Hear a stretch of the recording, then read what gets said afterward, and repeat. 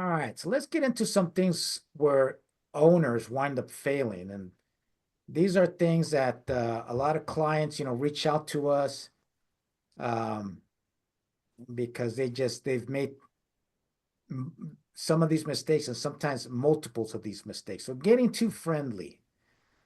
I don't, be nice. You want to be cordial to your residents, but there is a line where you're getting too friendly, especially if you're like kind of, sharing, um, maybe meals together, sharing drinks together. Now you're kind of blurring the lines between getting too friendly and keeping it just strictly business. They're just saying out there you want to be fair but firm.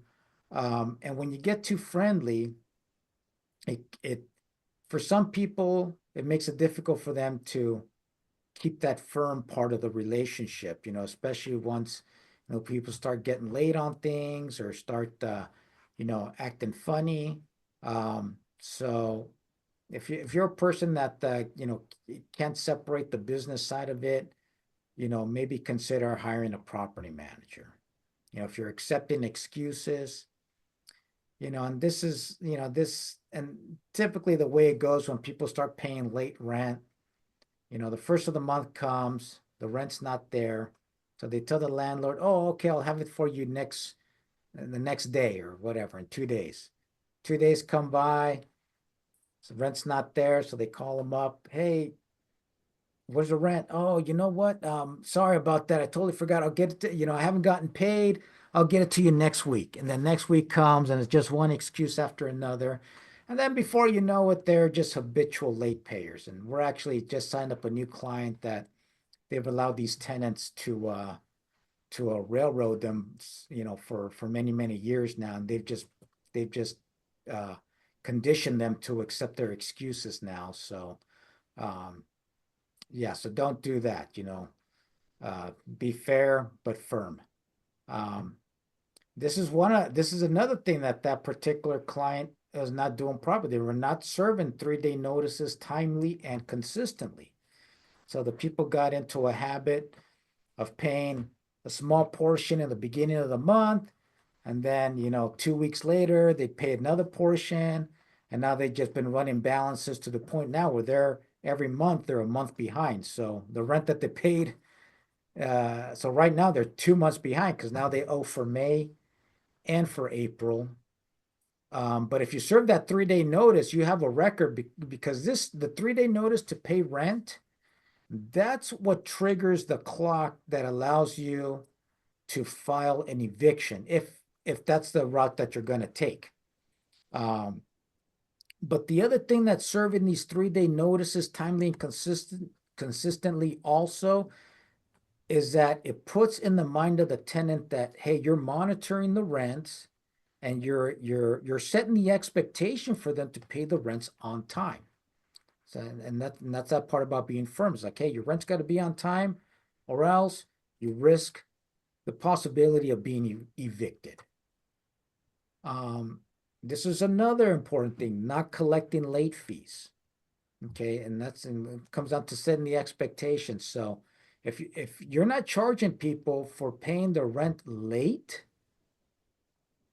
then it's just natural that they're just going to just pay you late because they know there's no consequences to it. Okay, so you want to make sure that you're enforcing those late fees because you don't want to just let bad behavior slide. Not evicting timely also. We've had clients that they've had tenants that like the ones I was just saying, he's already 2 months behind, and and they've been with them for since 2019 with the same kind of behavior, and now finally the landlords they just had enough. It's just too time consuming for them, and it's just a headache, and so now they got to bring a new sheriff in town, and now we're coming in to clean up their mess.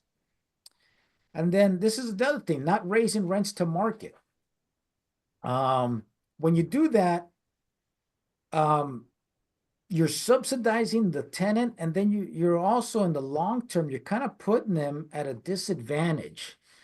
I've experienced this, geez, multiple times now, just in the last couple of years with some new clients that they've had rental properties that were in their families for generations, and so they didn't raise rents for decades, and the rents are just so incredibly low that the owners now, with because expenses are going to go up, especially now where we're experiencing, real challenging inflation now.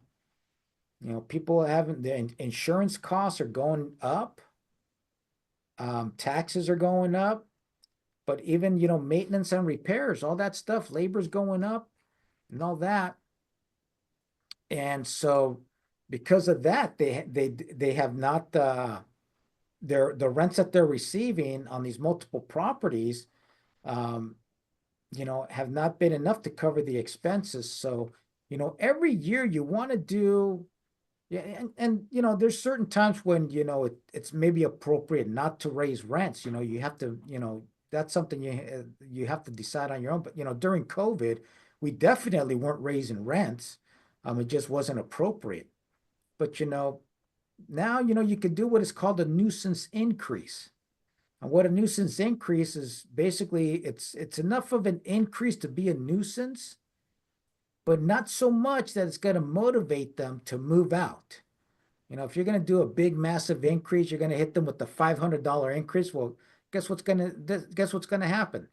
They're going to jump on their phone and they're going to start researching and seeing, hey, what else is available to rent out there? And if they find a cheaper place out there that's comparable, maybe even not comparable, it might even be a downgrade.